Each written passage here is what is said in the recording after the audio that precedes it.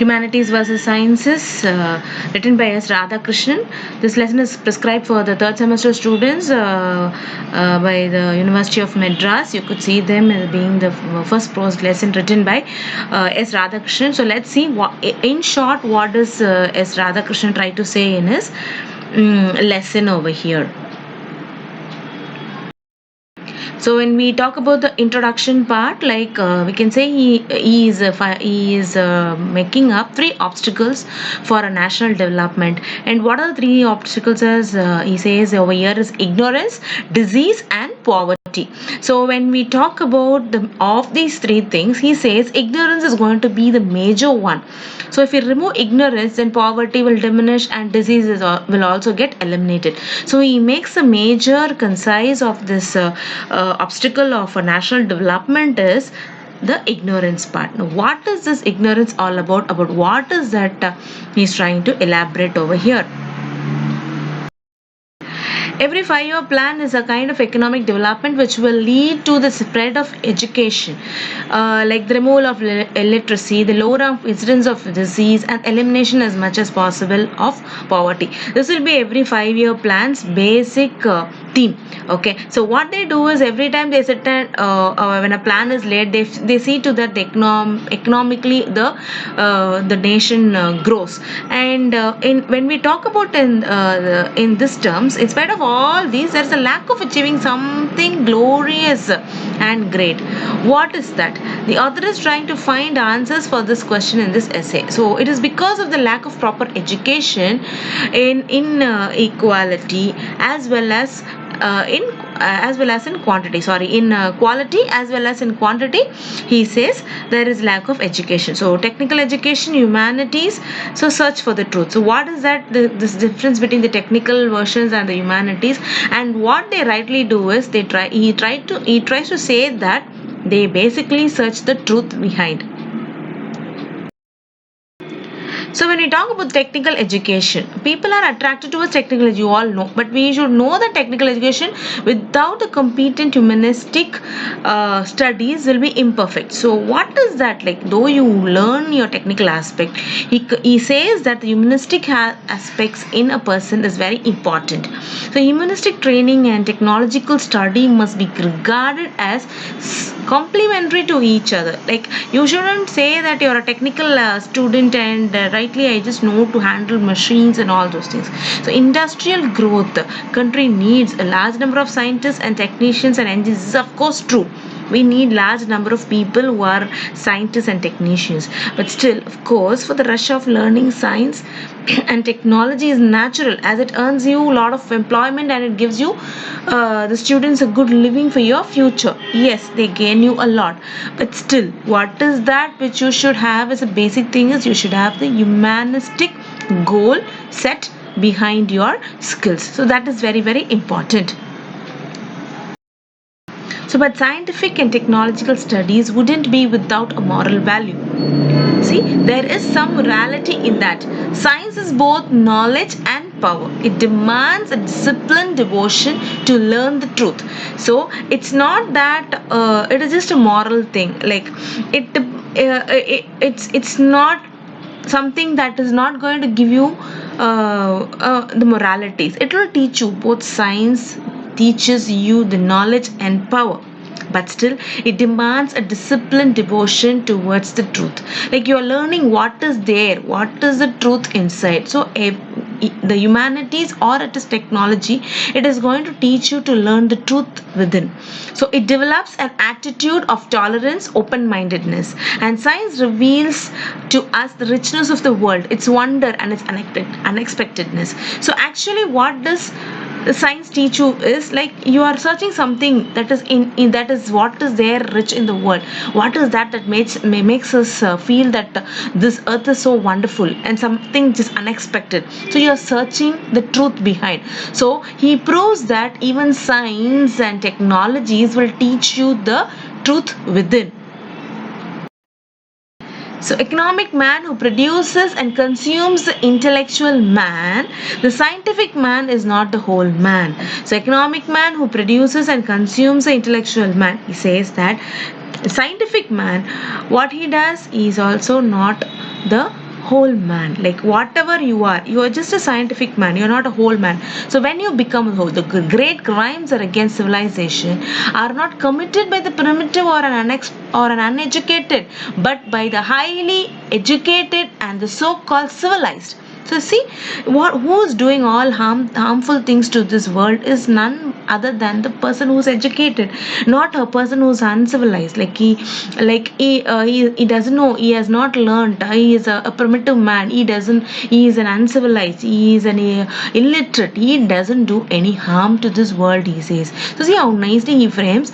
Radhakrishnan says it's not those people who's harming this world. It is the one who's highly civilized, highly learned.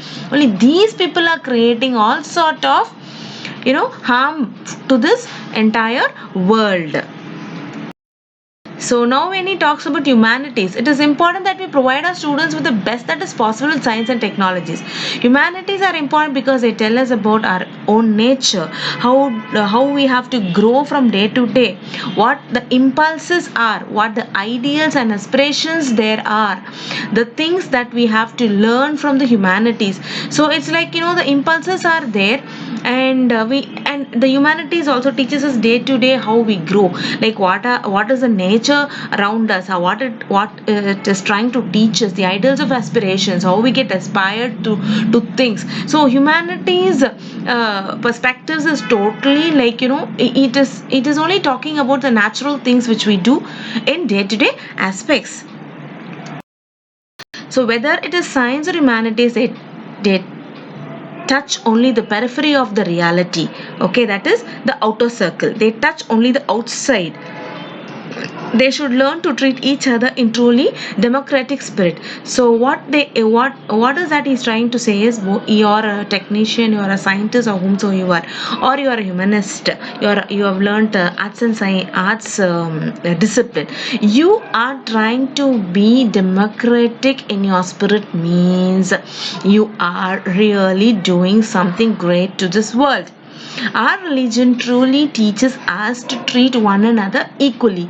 So human individual is regarded as a spark of divine. Okay, so whatever you learn, you are only learning the periphery. He says you are a technologist, you are a scientist, or a humanist, you are only learning the periphery. Now who is teaching you the inner soul, inner self is no one but your religion. Your religion is teaching you everything, and in that religion they say the human individual is regarded as a spark of divine. So the individual as such, like you have to consider a human being as an individual, and he is the spark of divine. Now who is divine? Is none other than the Almighty, the God. So national education does not mean that subjects like physics and chemistry, engineering and technology change with the boundaries of nature, of nation. Like the outlook associated with the country is as being a spiritual one. Like he says, it's a spiritual one. First and foremost, it's spiritual. There are higher laws in the universe than those studies by science and humanities. The two fundamental features of the modern world are that we are members one of another. That there is no degree of age old or man which compels us to be sick, poor, hungry and unemployed. There no degree will allow us to be aged, or a man who compels to be sick, or you have to be poor, hungry. No discipline of study will teach you that. So the strong shall help the weak is the foundation of all civilization. So one thing was very important is you have to help the weak. The strong should help the weak. This is going to be taught even in science as well as in humanities. So there is nothing to state that this is good and that is bad. We are only both the areas we are searching the truth, and what is the truth behind is what? Nothing but we have to treat everyone equal, and every single human is a divine, and how you touch this divinity part through religion. This is what is your core thing of your lesson. So we must attend to the needs of the human spirit. We must learn to live from a new basis. Discover the reserves of spirituality, the sense of sacred found in all religions. So finally ends up with the sense of religions that is sacred. So everywhere, whatever discipline you learn, the spirituality things teaches you only one thing, that is be sacred to your human spirit.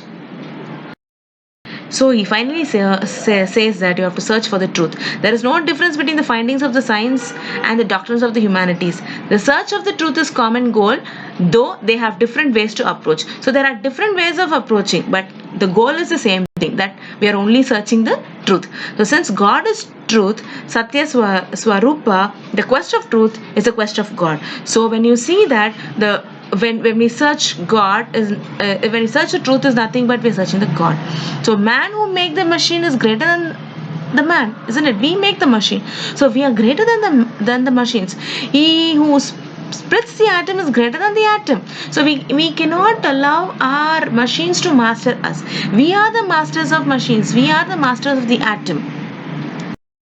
And so science suggests the supremacy of spirit of man. So you are supreme. You are someone greater than, okay, greater than in this world than the science. And though you try to make so many inventions, everything is inferior to the spirit of man. That is what he's trying to say. It connotes both truth which is sought and the spirit in us which guides us. So the spirit is guiding us. Only that will tell us you have to do this, you have to do this, you have to do this. If that is not guiding us, nothing is there we are going to learn in this science world. So the religion teaches the wisdom. It is necessary they address the problems which our country faces. So you should be doing one thing, and that is you should be addressing the problems of a country. Okay, the malnutrition, the disease, defective water supplies, or people lying like flies on some parts of the country. These things must be addressed first. These are the things we must feel ashamed of ourselves, and we shouldn't fight about whether it is humanities is great or the science discipline is great. Nothing. Every discipline teaches you a basic thing, that is humanity, and that humanity or that spirit which is inside yourself is made to feel ashamed of your country, and you should be lending your hands to improve all these things. So then only we should say that we are all developed countries.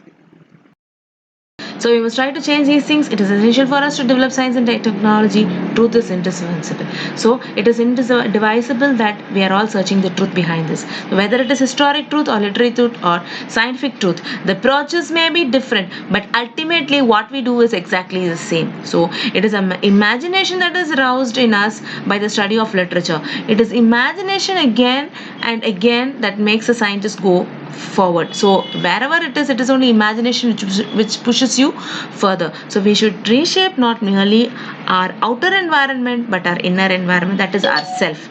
Our inward force is the internal power. This is what Radhakrishnan is trying to give you in this lesson, science versus. So knowledge and wisdom, he gives, finally he tries to say like what each one must try to do for a good living. And he says, so it is not humanities versus science, it is the best knowledge each possess and pass it to their fellow human beings for the healthy country. So he touches all the areas where normally this knowledge and wisdom clarify itself with the each one prove themselves to be the masters of the others. And finally his lines is the best knowledge each possess and pass it to their fellow human beings for a healthy country. So this is what is your lesson all about. Thank you.